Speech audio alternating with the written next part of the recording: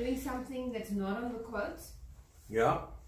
and it's going to cost you more, but we never quoted for it, so you know, and you can't go back to the client. There's a lot of facts that goes into it.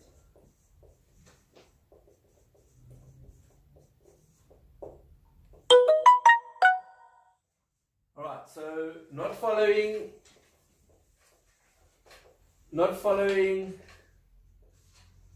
the brief results in what? Costs. Okay. So we're talking about cost to the company. We're not talking about a monetary cost. We are talking about a monetary cost, but there are other costs involved. Okay. Cost in money, which is fine. What about relationship? What do we talk about there? Trust. Okay. Do you think that when you are not following the brief of the client, that he now gets this feeling that you don't trust him, or you don't listen to him? Or do you know what it's like to be a client and you tell someone something and then all of a sudden, like, the opposite is done, or your instructions are not followed completely? Do you know what it feels like? Have you ever been in that boat before? Hey? Yeah. You have? Okay, so what do you think it costs in relationship terms when we are not listening to the brief, when we are doing our own thing, when we are exercising our own ways? There is a massive cost to the business in terms of a relationship, a trust. What would it create? It will create conflict. So now how do you think conflict's going to come into play here? Conflict with who? The plant. And? And probably you. So I'm part of the other side. You built that plant up. So I've gone and spent time and effort in building a relationship with a client, and all of a sudden the client becomes a customer. Because of what? Bad choices. Bad choices. Not following instructions.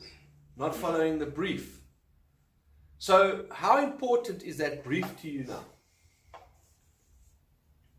Very important. Okay, so remember, relationship in our business starts with us going out there, building trust with the client, building them up. Generally, we have to give them a little bit, you know what, give them some great service, you know, we have to work hard, you know, we have to kind of like throw down the mat while they're walking over the mud. You know, there are a lot of things that we have to do to continue and give our clients great service. But it all starts with a relationship. And relationship for me is that there's a lot of hard work in the beginning, and then the relationship gets easier and easier and easier and easier. And as the years go on, the trust is built. But yet, hold on, someone else comes underneath you now, and I'm an empowering boss, and I hand over the duties of the relationship to someone else. Now that person comes along and doesn't know the relationship, doesn't understand the degree that we had. You understand? So now you've almost become like a third party. But yet it's up to you as the third party is to investigate that relationship. It's up to you to make sure that you uphold that relationship to the same standard as what it was before. And that takes hard work, that takes intellect, that takes a bit of passion, it takes a bit of getting in it. It also it takes a bit of engagement. It means that you have to get off your seat and you have to go and do something. All right. Remember, last week we talked about the word network. Do you remember that? And we wrote it down here and we said network or net sit. So what are you guys doing now? And what am I doing? I'm the one doing all the work here. Alright, but yet I'm sharing my expertise and my knowledge and my experience and my wisdom and whatever it is that I'm giving to you guys, because it's not that I'm doing this for, let's say, my glory. I'm doing it for your glory. I'm actually doing it so that you guys can enhance your knowledge. You can enhance your, that you can shine and that you can do things better. But there's a fundamental thing that is going on here in this whole thing, and it's called relationship. And I think what we forget as a company, we forget that building strong relationships, and it's one of our values, guys, building strong relationships, okay, is something that, in terms of sales, it's the easiest way to make sales. Because you've built this relationship, you've got this person face to face. And I use an example of maybe a Reason or one of the guys from Redefine, or maybe even wherever. We've got relationships in this company that have been going for 20, 30 years already. Now, what I want you guys to understand is that why do you want to let a relationship that has been going for 30 years all of a sudden just peter out and disappear? And I think we had the discussion with Sean and Anthea yesterday and Karen and Percy, is that why don't we work on our existing clusters all the time as a regular thing, and find ways to just keep doing the same old thing, keep interacting with them. So like I said to Sean yesterday, why don't we prepare a golf game in 4 months' time? So then they're on the WhatsApp group. And what have we done now? We've set a date 4 months in advance. And there's constant communication going for 4 months now. Or let's say for another thing, we get another job. And that job lasts 4 months. So we have 4 months of opportunity to do what with the client? You see? Now, the same thing goes for the maintenance guys. This is a projects type of environment. But the maintenance guys, they've got ongoing building relationships that are happening all the time. They've got facilities managers that they are using all the time. They've got guys that are constantly in need of your services. So what I've said to you before, you need to get into a relationship with the building. It means that you need to know that building backwards. And when I mean backwards, I mean you know the ins and outs of the building. We discussed it last week where we talked about Dieter's job. We talked about the factory, knowing the drains, knowing the water, knowing the hot water, knowing from a plumbing environment everything. Because what that does for that facilities manager is amazing, is that his building. So he starts to trust you. You don't have conflict with the building, do you? Why don't you have conflict with the building? Because you know it backwards. You know it backwards. Fantastic. So then what do you show? You show commitment to the building. Yeah, you show commitment, don't you? Because you're excited that you know. So how have we transformed this relationship now? We've taken the relationship which was flesh on flesh. Now we've taken the relationship from flesh to the building. You understand? And this relationship now is starting to unfold. And then comes this big part here, accountability. When you cock something up, what happens? Take accountability for your client. Okay, so now think about relationship. I've been on the building for 15 years and I cock something up.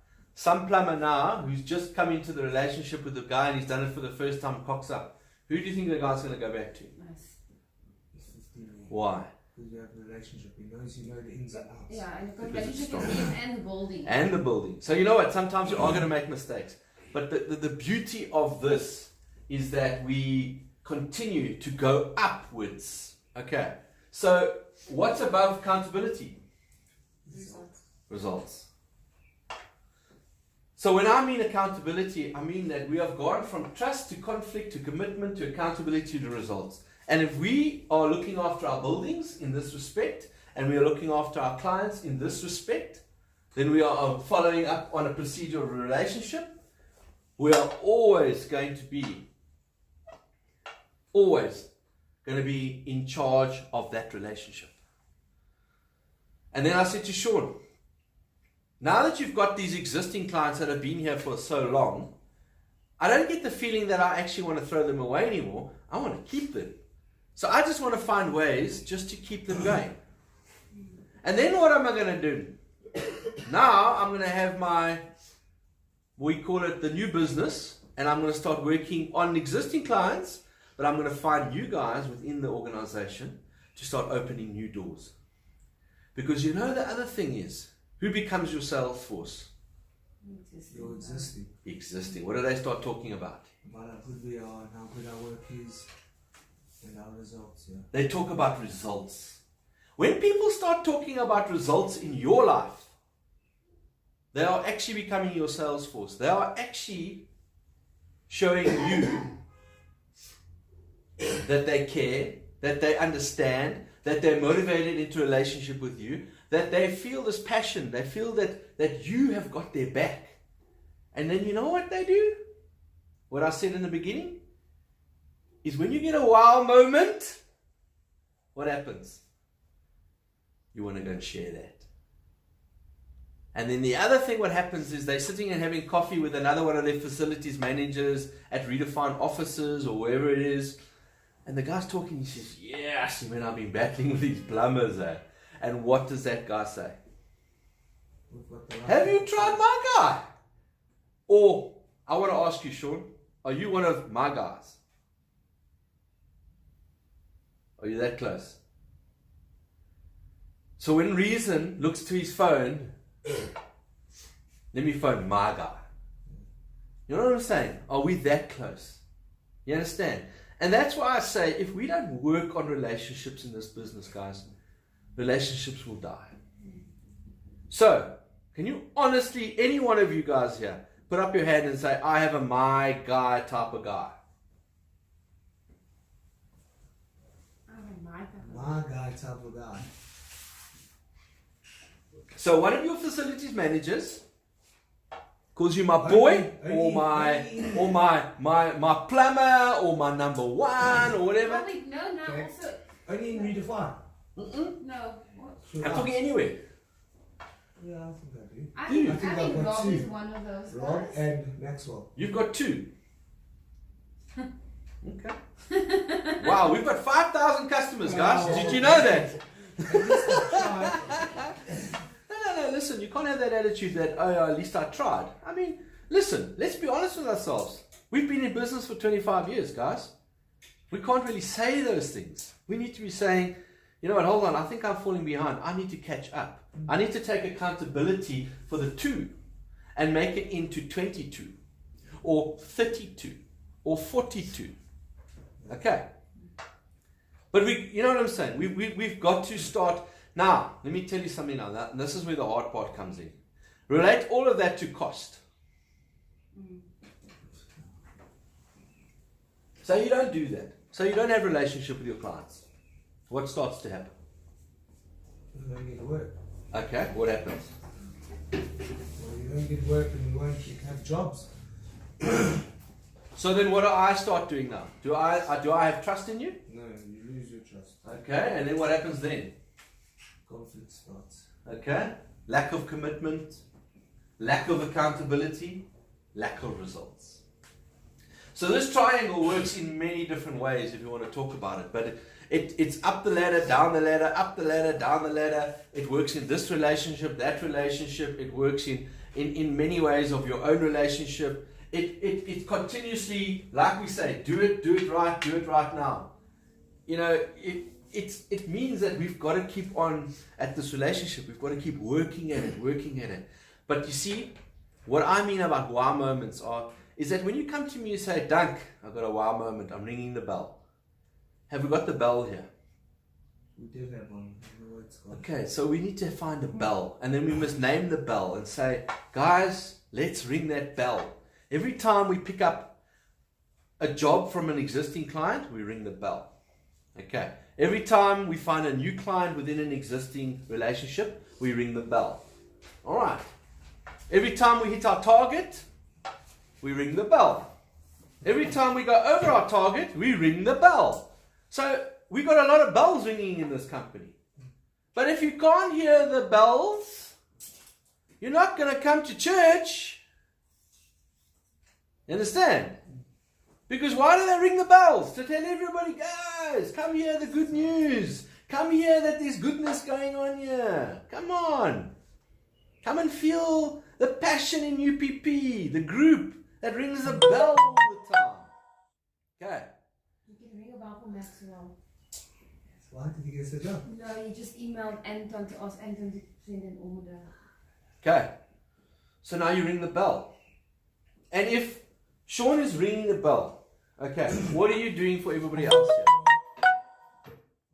Hopefully motivating them to want to ring the bell. Exactly. So what should you be doing is, come on guys, come on. Ring the bell, man. When people come around your house, what do? They ring the bell. Why do they ring the bell? They want to enter. They want to enter. But who invited them? Yeah, you would have invited them. You would invite them. And you say, come on. And then they arrive and they ring the bell. And then you say, come in. Come inside. Come inside. All right. So we have to have a little bit more wow moments in this business. But it's going to take some education. It's going to take something on your part, participation. It's going to take a little bit of hard work. But in this company, we don't like hard work, do we? What type of work do we like?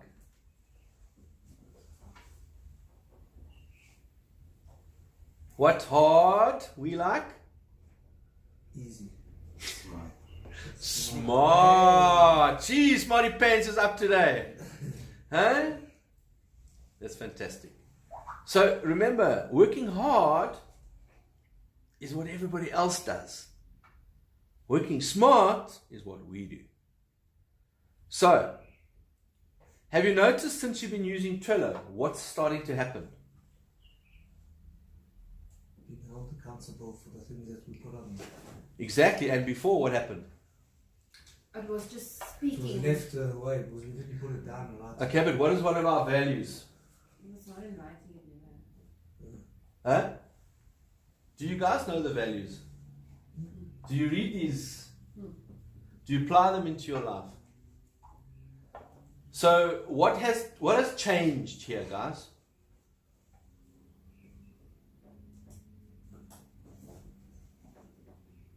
Our way of thinking. A way of thinking. So are we on this journey from working hard to working smart?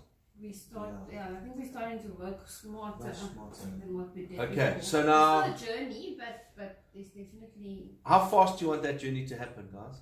Oh, yesterday. But it requires one person or two people? Who The does whole it? team. All of us together. All of you together. Because you want the teamwork. Yes. Work together as Rebecca has left her mark on this company. Hey? A daughter of 8 years old, guys, came here and showed that what it means to step out the boat a little bit. Okay. And if an 8-year-old can come here and do this, John, can you do this?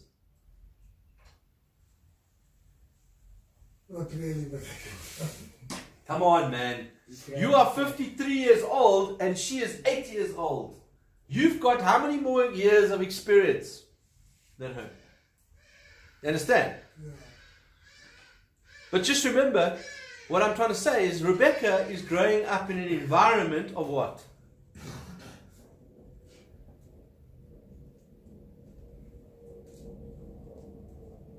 You see Environment that of but I can't technology. remember. She's growing up in an environment of... Of the new... Fourth generation. No, what I mean is that Environment she's like intoxicated with this stuff every single day. She goes up in an environment where it's natural for her to hear about teamwork and all that because she's got a father and a mother who continuously live an environment of let's get going, let's do things, let's change. I mean, she understands at her school that she's doing these things. So her education and her environment is all about that. So if you want to be a professional, you need to hang around with professional people so that you can get a little bit of, of their personality, their thing, and that kind of sort of rubs off on you. So, I mean, I look at this board and I think, wow, my goodness, when I was 8 years old, I don't even think I knew what teamwork was. So it does sort of help if you guys are continuously talking about your ring bell moments, your achievements, your wins. But it's also important to talk about your losses, because the losses become less and the wins become more. And a team grows when there is communication together. So specific is terrific. We specifically look at some of our losses, don't we? It's not all about negativity. I mean, there must be conflict in our relationships. There must be conflict in our jobs. But what happens is when you are 2 steps ahead of your clients, then that conflict tends to become less. Okay? And it's also your thought process of making decisions. And sometimes we get into a relationship where we make wrong decisions, or we make wrong choices, or we make wrong decisions in terms of what we're going to do. And then something backfires, or we get a negative moment, and then what do? What does the human being normally do? Shy away from it. What does the tortoise do? What does the caveman do? Huh? We shy away. Okay. All right. But just remember something, guys. When we're in relationship, we are working towards this amazing type of ring the bell moment, or wow moments, and all of that. And I use the example of, Impala. The Impala, they often hook their horns and they fight, or you get, have you noticed how they do that? And then you get like 2 males going at each other, and they wear themselves down and they are tired. Who do you think sitting in the bushes there? The lion. The lion. What is he doing? He's just waiting. What's he waiting for? For the weakest. He's waiting for the weakest. He's waiting for the oaks to be tired, isn't he? Because he knows that, hey, this food is now easy to get, isn't it? And let me tell you something now. I know you maybe not be spiritual, you might not be God following or whatever, but having a relationship with God teaches you that the devil is always doing that. He's always waiting to pounce on you when you're tired and you're weak and you've got a problem. And he hangs around there and he just says, oh, I'm going to get Sean today because I know he's at his worst. And he's had this conflict and that conflict and all that. But, guys, inner peace is where the strength is. Because let me tell you something now. When you've got a burglar chasing you with a knife, that wall can be 6 inches or 6 feet tall. Will you fly it? Yeah. You will, eh? Because what is motivating you?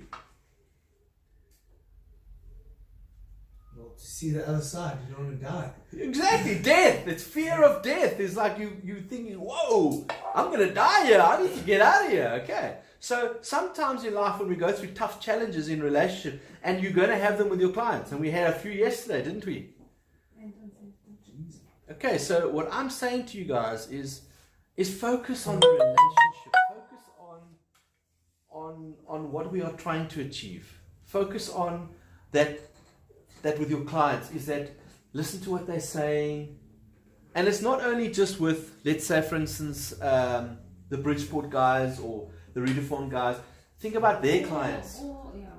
Think about their clients and think about your subbies. Think about the guys that you incorporate into the inner circle.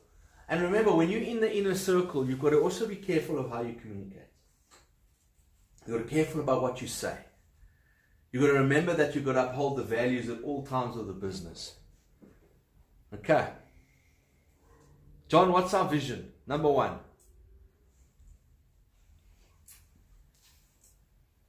Our vision is to see far in success. Number one vision, eh? Number two vision.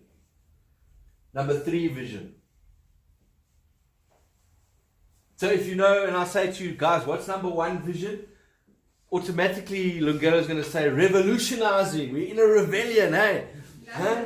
We're going to become the EFF, eh? Practice that word every day. Thanks for the mirror. So I have not. Hey, Lungelo, we had a meeting last week, eh? And I think you mentioned something about a transit. Yeah, Where is it? it's outside. I can't see it. No, it's outside. I can't see it on your board, eh? Okay, so if you want to revolutionize, transform the way South Africa does plumbing, then we've got to understand it's from training to service. Okay. So what are we doing here? You're training. And then what are you going to go and do? And what type of service are you going to give? 100% or nothing. 100% or nothing. Remember, guys, if you think 100% every single day of your lives, and every decision that you're going to thought process, or email you're going to send, or phone call you're going to do, step back, just think about what you're going to say, plan it. Because planning is key. You said you're going to work on planning, didn't you? So plan your call, plan your email. It just takes a split second for you to plan something.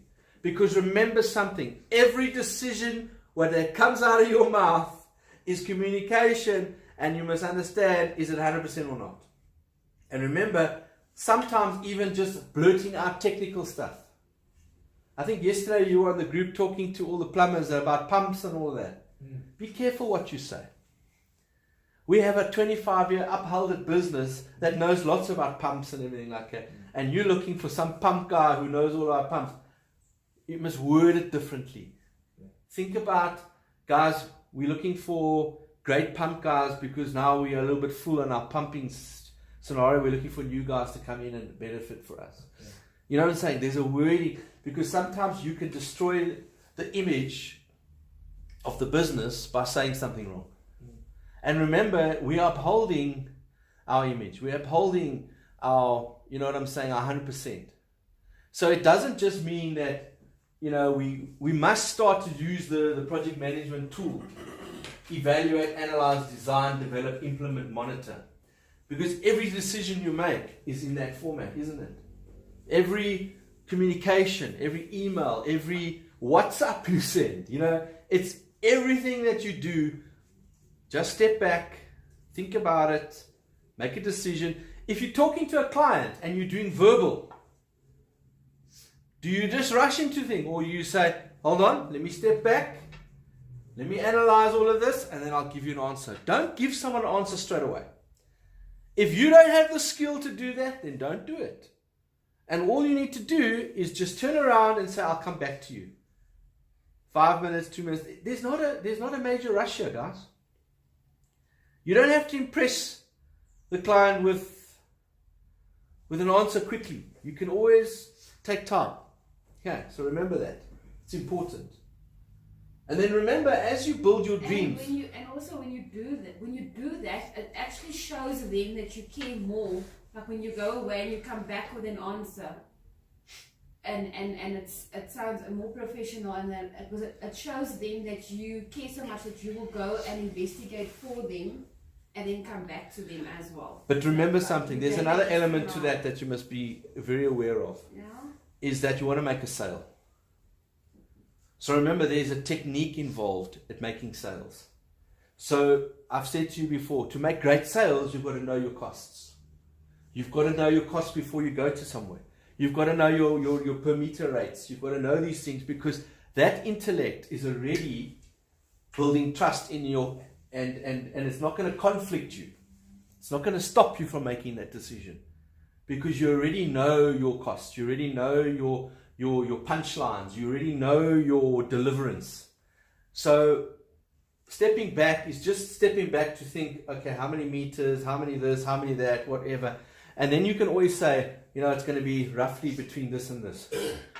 And you know what? You can use a 5 to 10,000 rand difference if you want.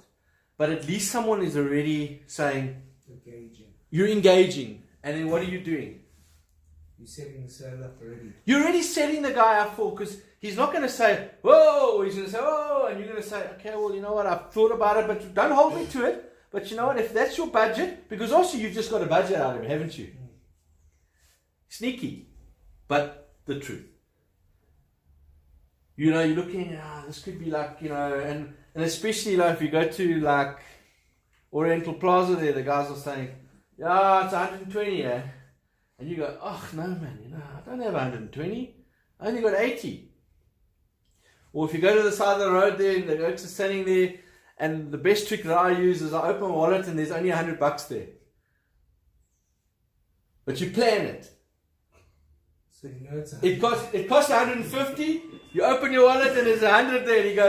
And then he goes, it's 150. And I go, shucks, I only got 100. And then the guy goes, okay, what do I do? Sale or no sale? So what does he do? Sale. He says, yeah, I'll take it, thanks. And you already have planned that operation, haven't you? So you've geared yourself for the great sale. And So, sneaky. are you sneaky? But you know what, Sean? It's not sneaky, is it? Smart. It's smart. It's just that you've come up with an idea that works. So think smart, guys. Go there prepared. I use the example of yesterday. You must learn that, okay, boom. But hold on. You went to a job yesterday. Yeah. John, you went there yesterday. Who are the main players there? The main player. Yeah, who are the main players at that company? Did you meet a guy called Philip? No. No, Philip. Craig. Craig? Craig, I yes. spoke to Craig. Who else? Shane. Shane, yeah. Maintenance, he heads up the maintenance there. Yeah, who else? Who's the big boss there? So I spoke to Who's that tall guy with the grey hair? A tall man. Yeah, what's his name? They said it's Craig or There's something. a Craig, and that's who I spoke to. Craig's not the big boss. The big boss. There's about 3 bosses there. But anyway, they know us. Yeah, they know us. They know us well. We've actually even worked on those lines outside where we're working now before. But Alpheus, remember Alpheus and... We've worked there before. So all I'm saying is that you already know the relationship, don't you? Yes. Okay, so once you know, I think Stuart was one of them. And, and I can't remember the other guy, quite a young Even guy. done plumbing at their own house. Yeah, at their houses and whatever. So I'm just saying, you know what I'm talking about. There's an opportunity there. You know what? We had a relationship. So, you know what, guys? I need the key players. The guys that hold the keys. Who are they? Anthea, Sean, Corin, John, you, Lungelo, you, Dumi, you. You guys are the front runners of the business, eh? The bell must go to Sean because he sold